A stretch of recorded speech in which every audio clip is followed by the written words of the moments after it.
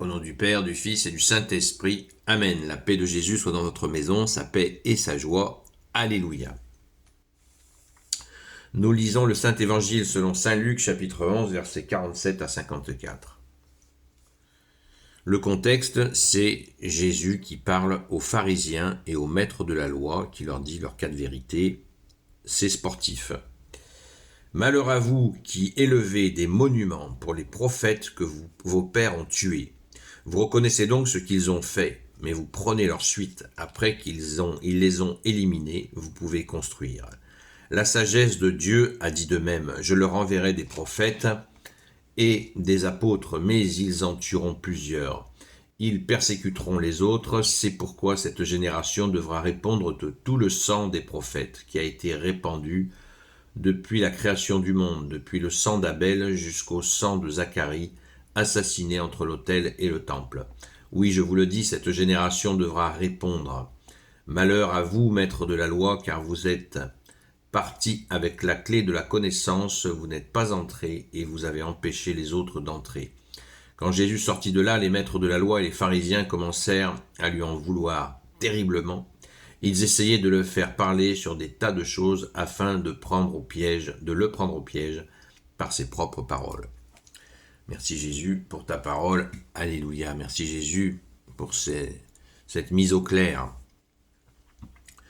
Donc, on ne comprend pas les pharisiens, qui étaient ces pharisiens et ces maîtres de la loi, qui avaient une rage terrible envers Jésus, tout simplement parce qu'ils étaient les tenants de la religion de l'époque, et ils en usaient et en abusaient jusqu'à la détourner, sans amour, sans justice, sans miséricorde. Ces personnages, on le verra par la suite, puisqu'ils ont demandé aux Romains d'assassiner Jésus. Pas tous, bien sûr, il y avait des pharisiens et des maîtres de la loi qui étaient des gens qui n'étaient pas du tout pour le projet, qui n'ont pas validé le projet d'assassinat de Jésus.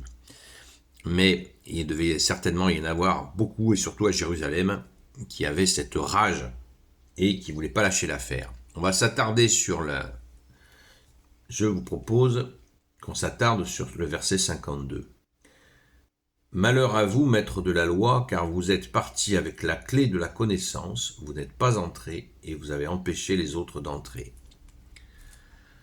Cette phrase est mystérieuse. Qu'est-ce que ça peut bien vouloir dire ? À mon humble avis, qu'on me dise si je me trompe, mais les maîtres de la loi connaissaient l'Écriture. Donc ils connaissaient la profondeur de l'Écriture. Et ils n'y sont pas entrés dans cette profondeur. Cette profondeur de la connaissance de l'Écriture, qui est imbibée de l'amour, la justice et la miséricorde de Dieu. Mais eux n'ont pas voulu rentrer dans cette connaissance d'amour. Ils sont restés à la surface. Et en étant à la surface de l'Écriture, eh bien, ils empêchent les autres. Ils empêchent les autres d'y rentrer. Car ils ont le titre. Donc, ils empêchent des gens de comprendre cette écriture d'amour. À mon avis, voilà ce que dénonce Jésus, et c'est un grand péché. C'est un grand péché, car si la personne refuse de rentrer, eh bien, c'est une chose. Mais qu'elle empêche les autres d'accueillir cet amour, c'est grave, c'est très grave. Et bien sûr, cette méchanceté s'accumule chez eux et ils veulent absolument faire tomber Jésus. On le voit avec la parabole, je ne sais pas si vous vous en souvenez, la parabole très connue de « il faut rendre à César ce qui est à César ». Quand ils essayent de piéger Jésus pour lui faire dire que l'impôt, est-ce que les Juifs doivent payer l'impôt ? Voilà la question qu'ils posent. Et Jésus leur dit, pourquoi essayez-vous de me coincer ? Pourquoi essayez-vous de me mettre en défaut ? Parce que si Jésus disait, ben oui, bien sûr, il faut payer l'impôt, il passerait pour un collabo. Et si Jésus dit, Non, ne payez pas l'impôt. C'est l'occupant, il n'est pas question de payer l'impôt. Et là, immédiatement, il l'aurait dénoncé aux Romains, qui l'auraient arrêté immédiatement. Et ça n'était pas le moment. Ce n'était pas l'heure de Jésus. Jésus avait besoin de temps pour communiquer la bonne nouvelle en circulant dans pratiquement toute la Palestine. Et c'est ce temps dont il avait besoin. Et il a filé entre les mailles de leur filet à plusieurs reprises pour avoir le temps d'annoncer la bonne nouvelle. Alléluia, merci Jésus. Je reviens quelques instants sur la question de l'assassinat des prophètes, soit tués, soit persécutés. Les prophètes qui étaient envoyés par le Père de Jésus, notre Père, et que ces gens-là, qui cadenassaient la religion, ont assassiné ou fait assassiner ou persécuté. Il nous est dit dans l'exégèse que ces pharisiens et ces maîtres de la loi ont poursuivi, après la mort de Jésus et sa résurrection et sa montée au ciel, ils ont poursuivi la persécution. Ils ne sont pas arrêtés à Jésus. Ils ont persécuté les catholiques sans cesse. Ils ne se sont jamais arrêtés. Donc ça, c'est à méditer aussi. Merci Jésus de nous ouvrir les yeux sur la dérive religieuse chez certaines personnes, d'avoir le titre de religieux.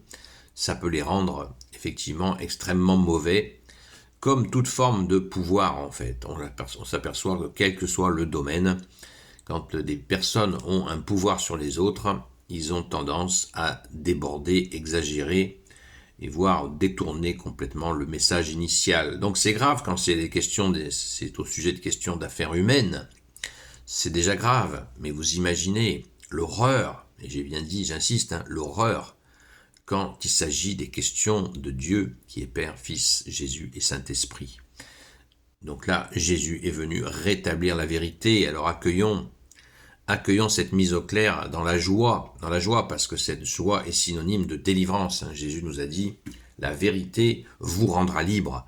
Merci Jésus de cette clarification qui a été vraiment un cataclysme, un tremblement de terre, du ciel et de la terre, pour rétablir la vérité que tu es Jésus. Alléluia. Amour, justice, miséricorde, la bonne nouvelle de Jésus. Alléluia, merci Jésus. Gloire au Père, au Fils et au Saint-Esprit, maintenant et toujours et pour l'éternité. Amen. Ô Jésus, toi qui peux tout et qui portes tout, toi le Sauveur, toi l'Emmanuel, je te confie toutes celles et ceux qui regarderont cette vidéo ainsi que leurs proches selon ta seule volonté, ô Jésus. Sainte Marie, Reine des cieux, toi l'Immaculée Conception, toi qui écrases le serpent, toi qui es la lune sous tes pas, toi notre Mère, Notre-Dame, Saint Joseph, toi le juste et le saint, toi le sage, toi la terreur des démons, toi le saint gardien de la Sainte Église catholique apostolique, Sainte Marie-Madeleine, notre chère sainte patronne, et vous tous les saints et saintes, amis de toi Jésus, Saint Michel Archange, Saint Gabriel Archange, Saint Raphaël Archange, et vous tous les anges qui servez Jésus, je vous confie toutes celles et ceux qui regarderont cette vidéo, ainsi que leurs proches, selon ta seule volonté, ô Jésus. La paix de Jésus soit dans votre maison. Je vous donne rendez-vous ce soir sur la chaîne Seul Jésus Sauve sur TikTok à partir de 20h jusqu'à 22h. À très vite!